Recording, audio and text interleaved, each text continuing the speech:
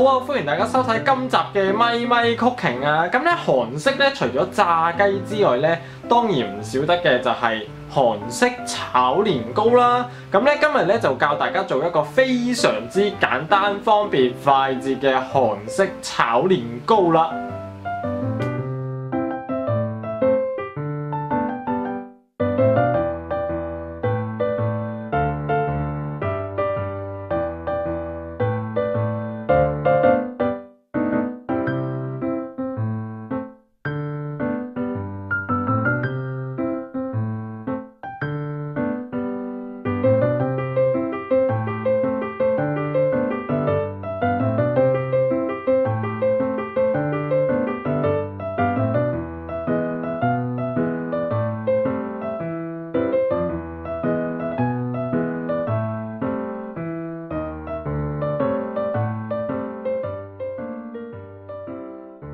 首先咧就將啲紅蘿蔔同埋椰菜清洗乾淨啦，咁之後咧就將佢哋切成幼條啦，可以。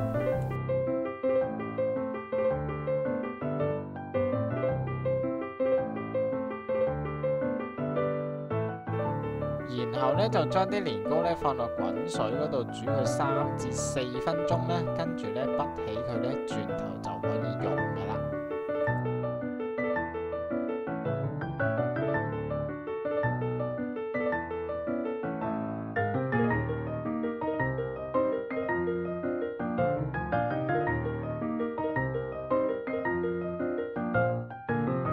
首先咧就將紅蘿蔔啦同埋椰菜咧炒香先嘅，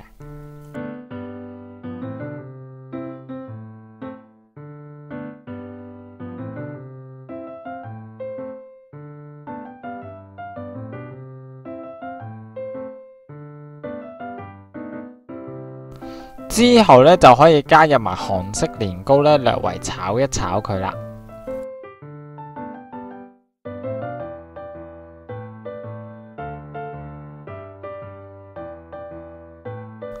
跟住咧就可以加入埋水啦、韓式辣醬啦、麵豉醬啦，同埋砂糖咧就略為炒一炒啦。然之後咧就冚上個蓋咧，就煮到佢大滾啦。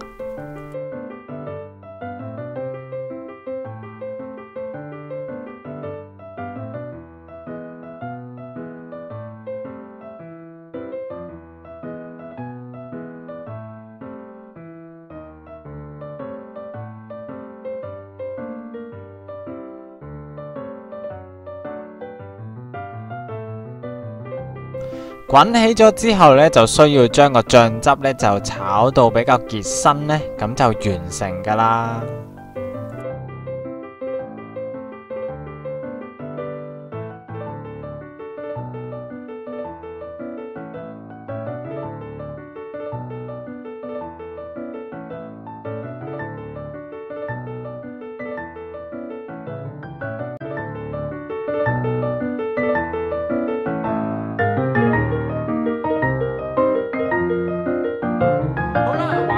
就完成咗我手頭上嘅韓式炒年糕啦。其實咧所需嘅時間咧，其實大概係半個鐘左右咧就有得食㗎啦，係啦，咁啊非常之快啊！呢個又簡單又方便。係啦，咁咧其實咧呢一個韓式炒年糕咧，其實個變化都好大嘅。咁咧其實咧因應嘅個人嘅口味唔同咧，嗰個韓式辣醬啦，同埋嗰個麵豉醬咧，其實咧係可以加多或者減少嘅。咁啊，即係如果可能係唔係食得太辣嘅，咁就可以落少啲嘅韓式辣醬，就變相可以加翻多少少嘅麵豉醬啦。咁相反，如果係好中意食辣嘅，咁啊落多啲嘅韓式辣醬啦，跟住就減少翻少少嗰個麵豉醬咧，咁就 OK 噶啦。係啦，咁咧好啊，依家事不宜遲啦，嘗試一下呢個嘅咁最近比較 hit 嘅韓式炒年糕啦。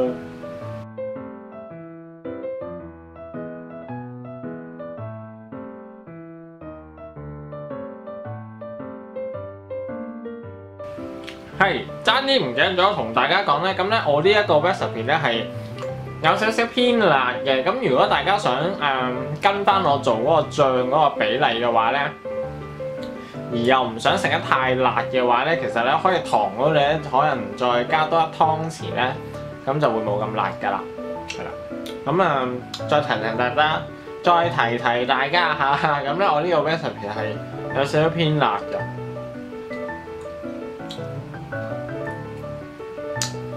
當然啦，如果大家想做翻有少少酸酸甜甜又有少少辣嗰個效果，其實可以做翻個炸雞嗰個汁去再做呢個嘅韓式炒年糕咧，其實一樣都好好食㗎。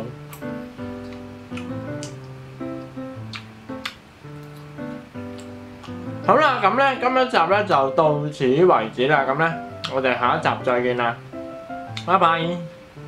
當然要記得 check out 我 Facebook page 同埋 Instagram 啊，仲有記得要訂閱我 YouTube channel 啊。咁如果你中意呢一個教學嘅呢，咁啊記得要俾 like 啦，同埋 share 俾你啲朋友收看啦。